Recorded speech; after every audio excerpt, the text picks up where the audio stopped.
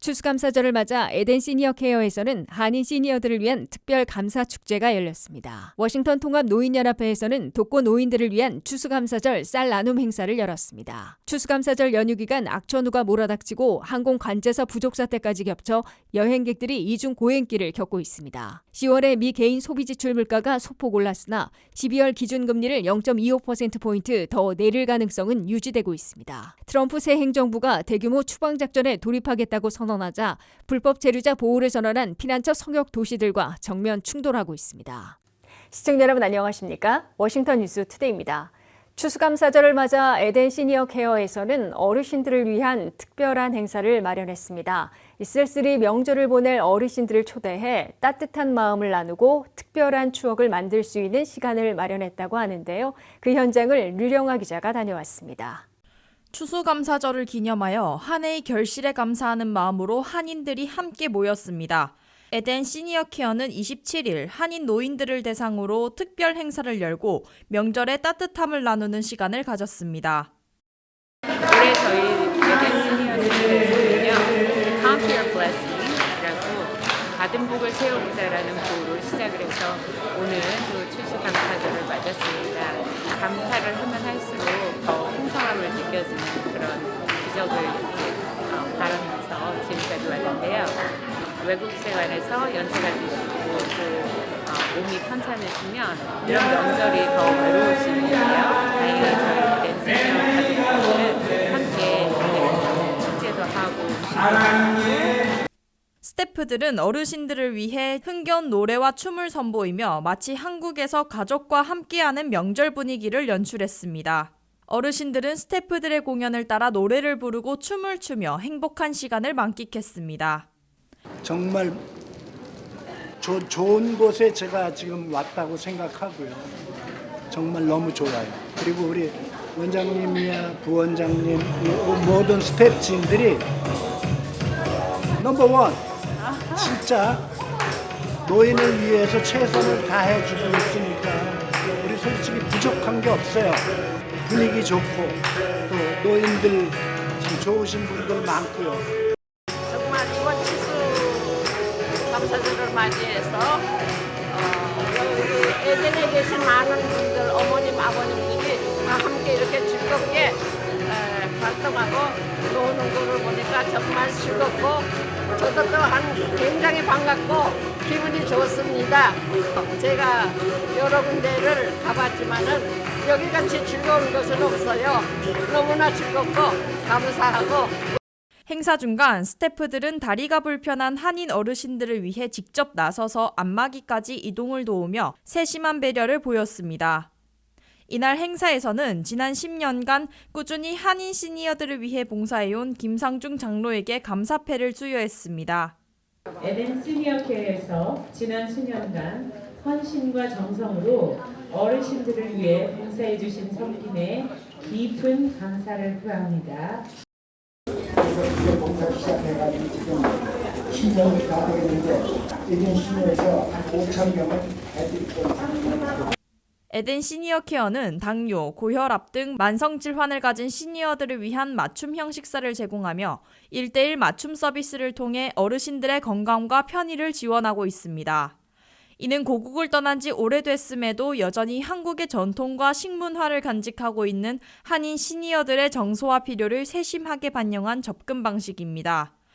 에덴 시니어 케어에서 열린 한인 시니어들의 외로운 명절을 따뜻하게 채워준 이번 행사는 한국의 문화와 정서를 가득 담아 더욱 특별한 의미를 남겼습니다.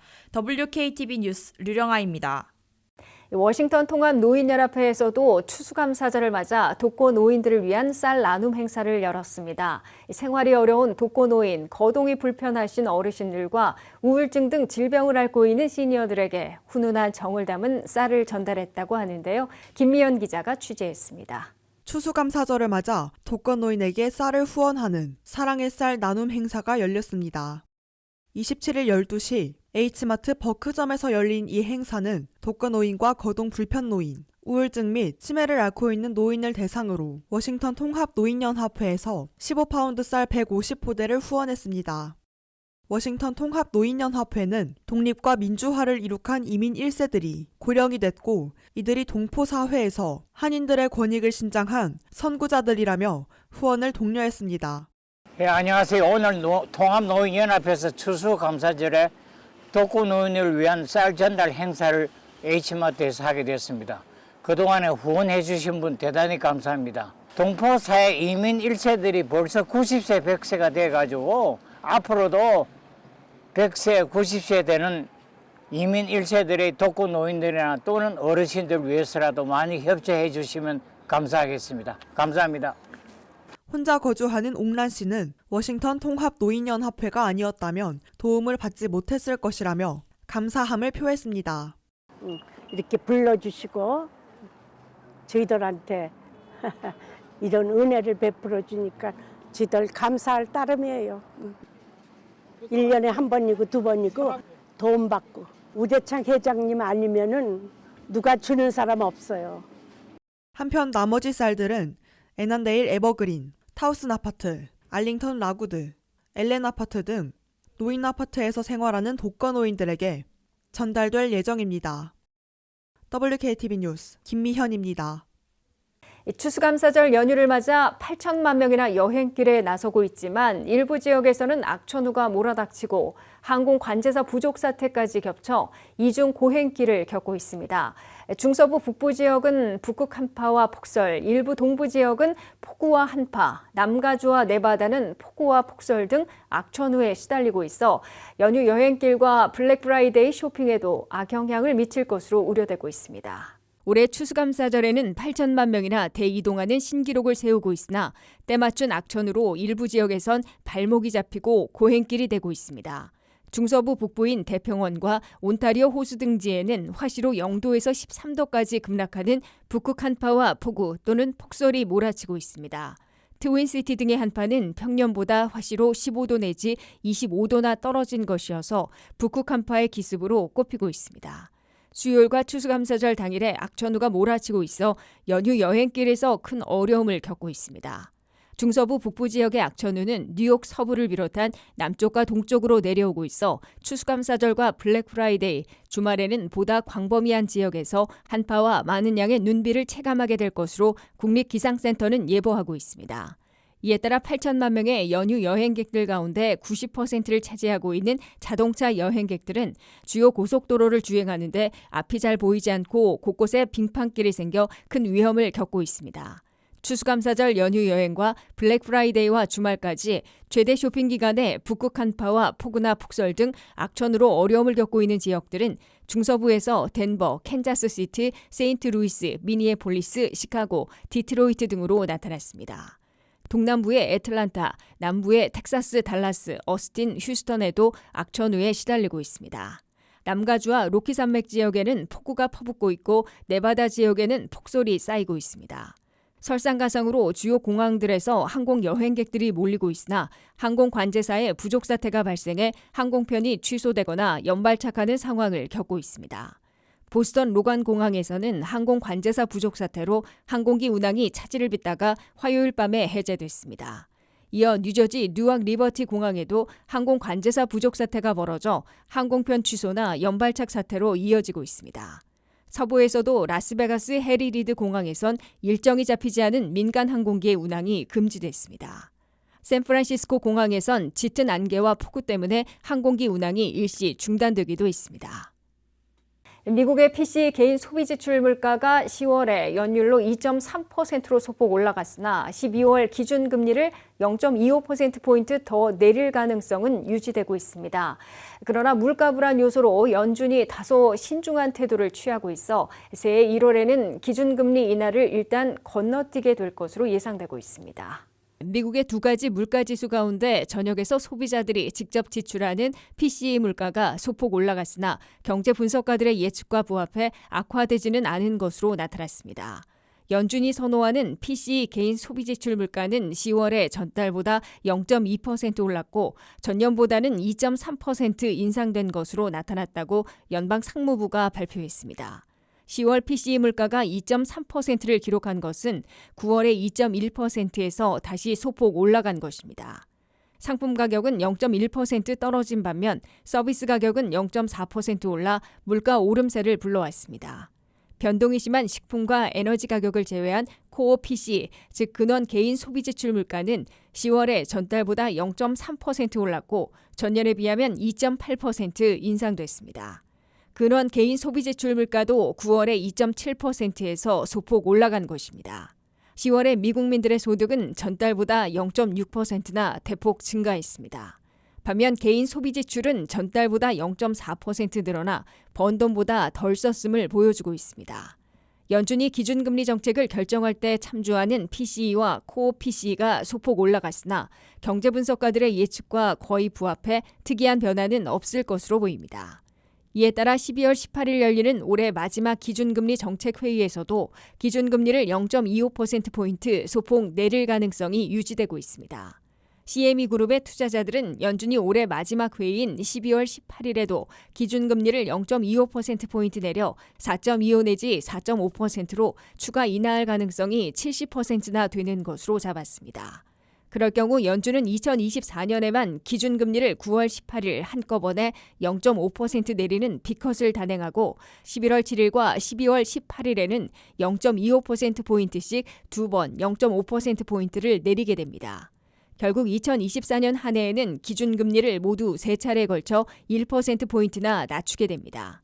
하지만 연준 내부에서는 기준금리 인하에 신중한 태도를 보여 2025년 새에 한 번씩 건너뛰고 기준금리를 동결과 인하를 반복하게 될 것으로 보입니다.